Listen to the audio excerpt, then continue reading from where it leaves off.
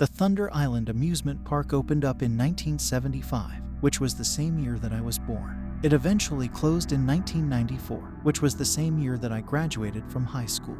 My family was dirt poor, so I had never been there, but some of the kids I knew from school had been there, so I had at least heard of it. After high school, I was too busy working my way through college to give a second thought to amusement parks. Many years later, after I had completed my master's degree in folklore at a college sufficiently south of my hometown that I had not seen any of my high school classmates in years, I decided on a whim to finally visit Thunder Island. I knew it had closed down, but at the time there was a rumor that the owner planned to reopen the park at a later date, and I thought that may have happened while I had been away. Before I made the trip, I went to my hometown library and looked it up on the internet. This was necessary because smartphones were a brand new thing that I couldn't afford, and home internet in the area was still limited to dial-up. The relatively speedy internet of the library computers revealed the disappointing truth that Thunder Island had never reopened. Not only that, but several parcels had been sold off to businesses that subsequently went bankrupt without developing the land, and the main park had no record of a current owner at all. Further, there were rumors that the park had disappeared from the side of the road, being overgrown with trees and weeds, and that now the only entrance to the park was through a woodland path that was only accessible from a nearby cemetery. My folklorist heart was all aflutter. This was just too good to be true. I resolved immediately to go exploring. I might never have gotten to enjoy the park when it was active, but for me, a visit to that abandoned place would be an absolute treat. I printed out maps of the area, both street and topographic. After leaving the library, I stopped at a department store and picked up some camping supplies and film for my old camera. I intended for this to be an expedition of several days. I barely slept that night, so giddy was I with anticipation.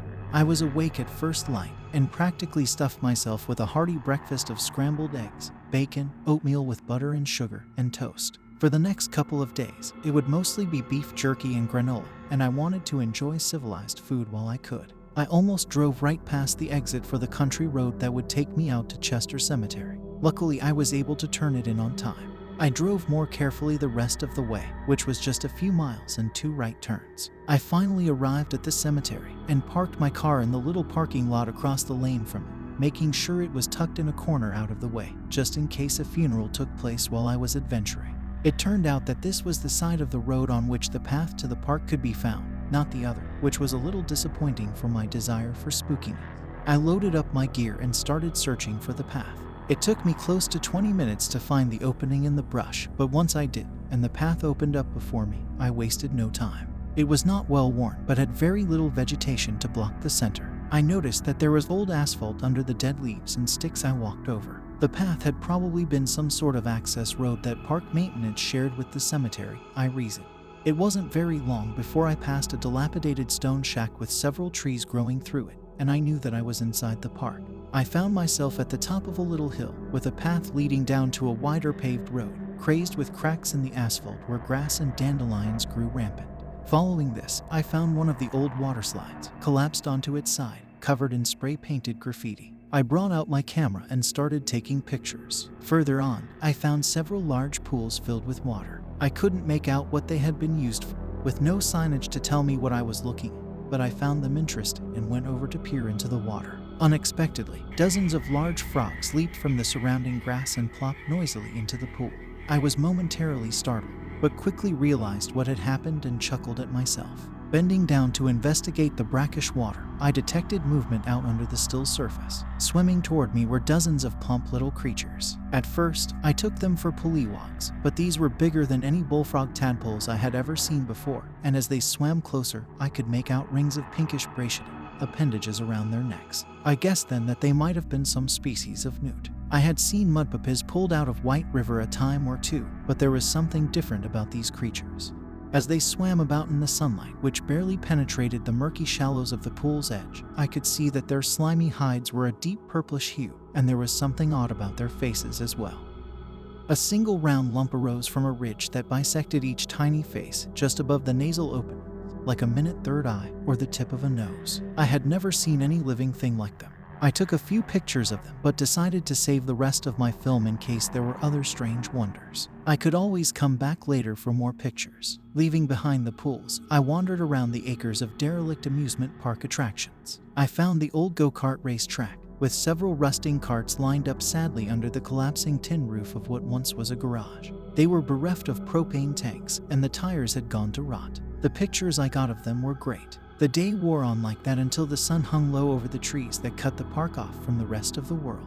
I was tired from carrying all of my gear all day, so I took off my pack and set up camp in the middle of what used to be the parking lot, where I could look out across the wreckage of the water flume ride and fallen slides. I decided that I would like a little campfire, so I went over to a wooded area to search for fallen branches. As soon as I entered the shadows under that green canopy, I sensed someone or something watching me. There was an acrid smell, strong, as some large animal had recently left its scat nearby. Something made chittering noises in the near distance. The eeriness of the situation made the hair on my neck stand up. I picked up an armful of wood as quickly as possible and practically ran back to my tent. I got the fire ready to go right away. I wanted some light around me before the sun was down, and it was beginning its descent. I had a can of lighter fluid with me, and I was generous with the fluid since some of my hastily collected wood was wetter than I had realized. I lit the fire using matches and was surprised by the amount of actual relief I felt when that firelight washed over me. After a few bites of beef jerky, washed down with a bottle of water, I felt a good deal better. I soon grew sleepy and retreated into my tent, zipping it up behind me. I did leave the fire burning, though. I wondered if my campsite had been descended upon by a group of raccoons. But I had heard raccoons before, and this sounded different. Not only that, but I was getting the distinct impression that whatever creatures were out there, they were having a conversation, which I feared was about me. I fished my flashlight out of my pack by feel and turned it on, shining it toward my still zipped-up tent flap. The voices went silent. I waited for a full minute, not daring to move. Then, setting down the flashlight, I brought out my camera, attached and activated the flash, then slowly unzipped the tent flap, which I pulled in and up to peek outside. I could barely make out some shapes at the edge of the glow cast by my flashlight, which was still behind me in the tent. I raised my camera and started taking pictures, flashing 10 times in quick succession. The creatures turned and fled from the strobing light, squealing in panic. I caught glimpses of backsides covered in porcupine quills but running on their hind legs, which were a bit too long for porcupines. And, bizarrely, I could swear they had been carrying long sticks, like spears. I would find out more after developing my fill, but for now, the creatures were gone. Morning came, and despite the strange encounter during the night, I was eager to explore more of the park.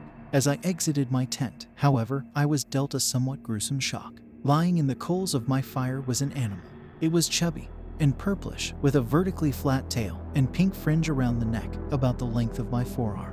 I realized that it was a larger version of the weird newts I had seen in the pool the day before. This one had several porcupine quills piercing its body in vital areas. As I examined the poor thing, it began to move. It turned its head, pointing milky eyes in my direction, and cried out in a voice that sounded for all the world like a human baby. Then it gasped and went limp. I could only assume that I had just seen it die. I had no way of knowing how to check its vital signs, even if I had the nerve to touch it.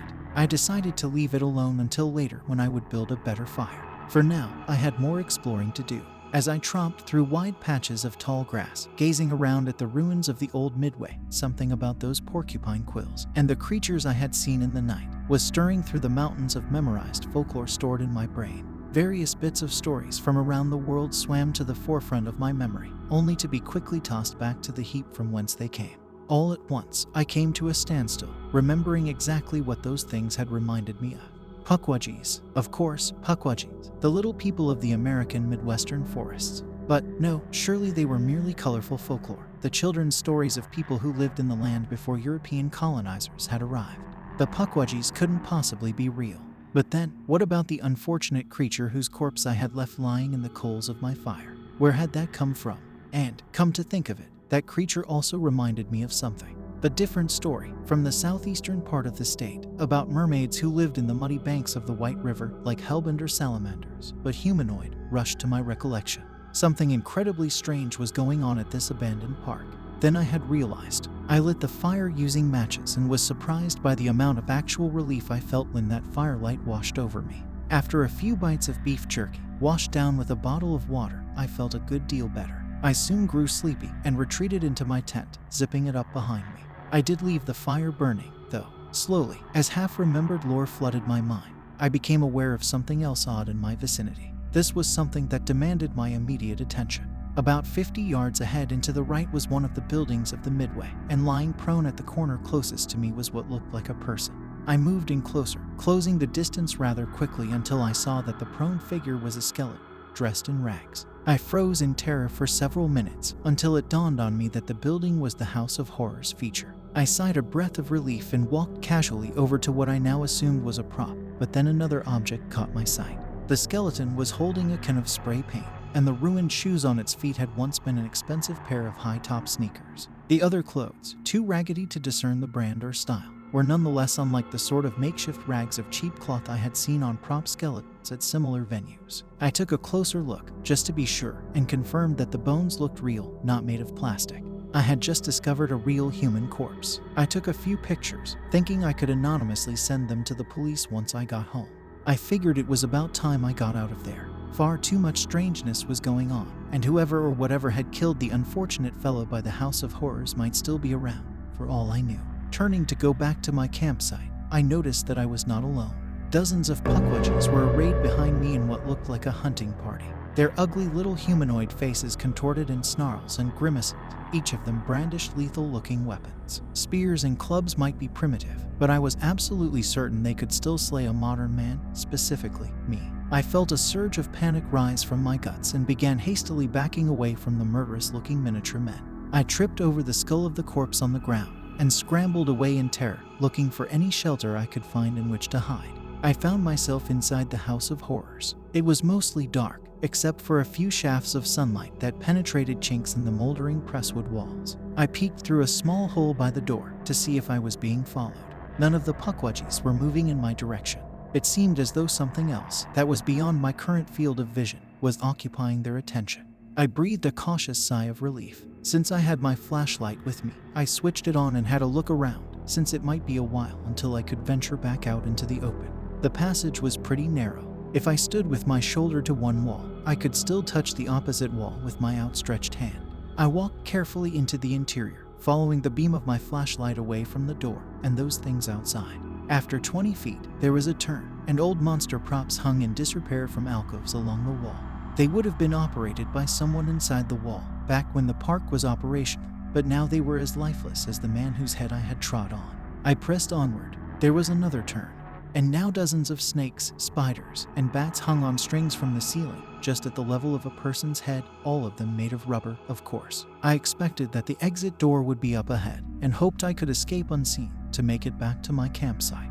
However, the door that I did find led into a maze of mirrors. I hadn't thought that the little building could hold so much, but evidently, its outside appearance was deceiving. I passed through the maze of dusty mirrors without much trouble, but I still wasn't out of the House of Horrors. The corridor came to a dead end at a tiny room that was barely bigger than the width of the corridor itself, which contained nothing but a large box or trunk in the middle of the floor. I checked each wall by sight, playing the beam of my flashlight across each surface and corner, then by feel, checking for any secret doors. There was nothing. Then I noticed that beneath the grime which coated the back wall was a barely perceptible message in fluorescent paint.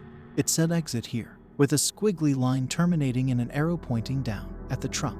There appeared to be a large lock attached to the latch, making it impossible to open, but that was an illusion. All I had to do was ignore the lock and pull up on the lid, and it came open.